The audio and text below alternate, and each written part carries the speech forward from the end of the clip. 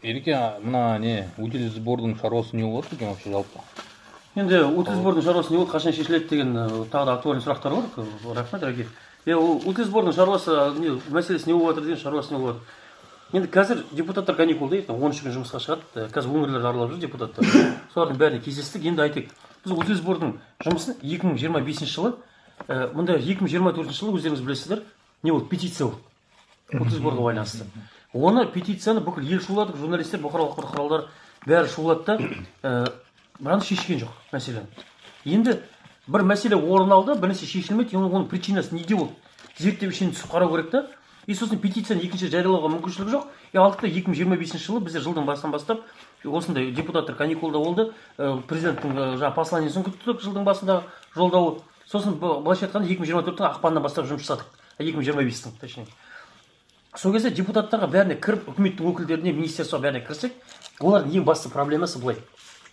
Бізде естуші үкімет бар Қазақстанда. Түсінуші үкімет жоқ, қайталап айтайын. Барсақ, біз айтады, сендер автокөлік утил сборды алып тұрып жүрсіңдер ма дейді, машинаға. Айтамын, иә. Олар бізді ойлағанда аккумулятор тасиды, шина тасиды, шетелден көптеп машина таситын адамдар деп та. Біз айтамыз, жоқ, автокөліктің қалай металлы қандай заттан істелінеді, оны неге алып тастау керек, қандай заңға сүйеніп, қандай заңды өзгерту керек. Соның бәрін біздер зерттеу жұмысы жүргіздік. Біраз апарып бердік. Енді депутаттарға апарып берген себебіміз. 3 вертикаль власти бар да. Вертикаль власти бүкіл билік 3-тен тұрады. Біріншісі заң шығарушы орган. Бірінші заңымызды шығарамыз. Екінші судебный орган. Екінші власть, билік. Олар алады да сол заңның орындалуын қадағалайды.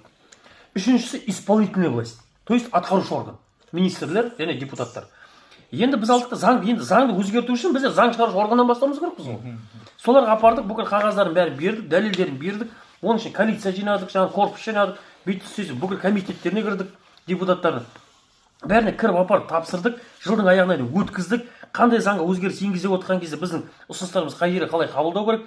Соның бәріне Қайрекең бар, тағы да жігіттер бар, Маңғыстаудан бар азаматтар, Атыраудан, басқа да облыстардан, Қарағанды, Шымкент, бәріміз араласып апарып кіргізіп, былтырғы сессияны солай жаптық.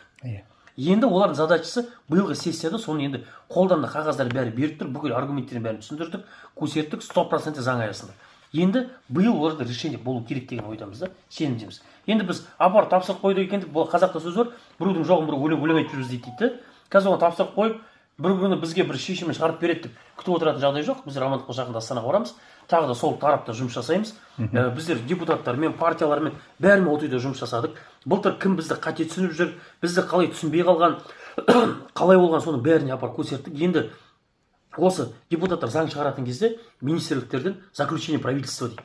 То есть каждый министрлік утил сборын первичка өзгерген кезде кімге қандай воздействие болатын да. Денсаулық сақтау министрлігіне утил сборын первичка алып кетсе жақсы бола ма, жаман бола ма? Өйткені олар скорый не деген сияқты техникалар бар. Санавиация соның бәріне қандай оң септігі тигізеді және кері септігі тиеді. Министерство транспорта қандай оң септігі, кері септігі, МВД бар, Министерство труда и социальной защиты бар, Министерство туризма и спорта, өнеркәсіп және құрылыс министрлігі.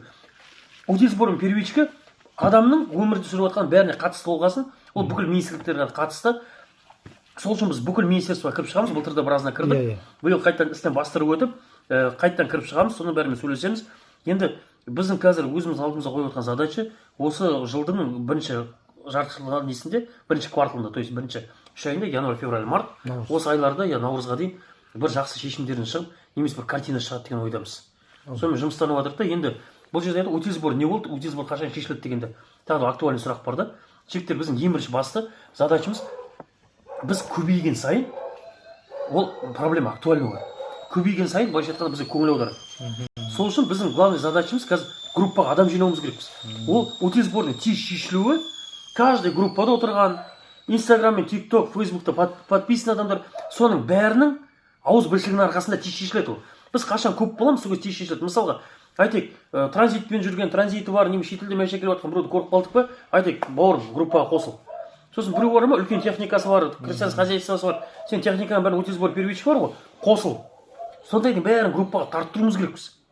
Электоратты көбейтуіміз керекпіз. Инстаграмға, ТикТокқа бәрін подписчиктер жинауымыз керек. Ешкім блогер болайын деп істеп жүрген ештеңе жоқ, мындай жағдай бар. Менде мысалы Инстаграмда 31 мың подписчик. Бір жерге кіріп, мен жаңағыда сондай адам едім, осындай көтеріп жүрген мәселені азамат едік, или блогер едім деп бірнәрседен айтайын десең, көрсетсем, былайша айтқанда 31 мың подписчик, анау мынау кішкентай балада да бар қазір. А егерде миллион подписчигі бар адаммен, онымен президент кездесіп жатады. Президент сол миллионник блогерлермен біресе ұйымдастырып жатады. Миллионник блогер болсаң, бүкіл семей считать етеді. Ертең миллион подписчик жинекші. Мен айтып тұрған жоқпын сөйтейік. Просто соған атсалысуымыз керекпіз да бәріміз. Басқа блогерлер тарттырайық. Бүкіл медиа пространствода бәрінде айтайық. Біздің қашан аутизм бар первичка туралы көп адам айтады. Бәріміз қашан жан-жақтан атсалсамыз, сол кезде тез шешіледі. Заңын жазып апарып беру бір бөлек, и оны жан-жақтан продвигать ету бір бөлек, да. Медиа, потому что медиа пространство керек. Содан аутизм бардың қашан шешілетінін айтайын. Аутизм бар қашан санымыз көп болады. Егерде осы бірінші 3 айлықта январь, февраль, март айларында наурызға дейін бүкіл халық болып бір ауыздан жұмыс жасайтын болса, бір жағадан бас бір жеріне қол шығарып бірімізді қолдап, тоқтатып жатқан жоқ деп ештеңе қарамай, біздің облыста жүріп жатқан жоқ, шаруам жоқ демей, бүкіл облыс бірігіп тұрып сөйтіп істейтін болсақ, каждый облыста белсенді екенімізді көрсе, мына жақта мәселенің шешілуі оңай болады. Ал оның қалай шешілуін заңдығын жазып алып беретін белсенділер бар да, Құдайға шүкір. Сол үшін амандық болса, енді көп ұзамай шешіледі деген ойдамыз.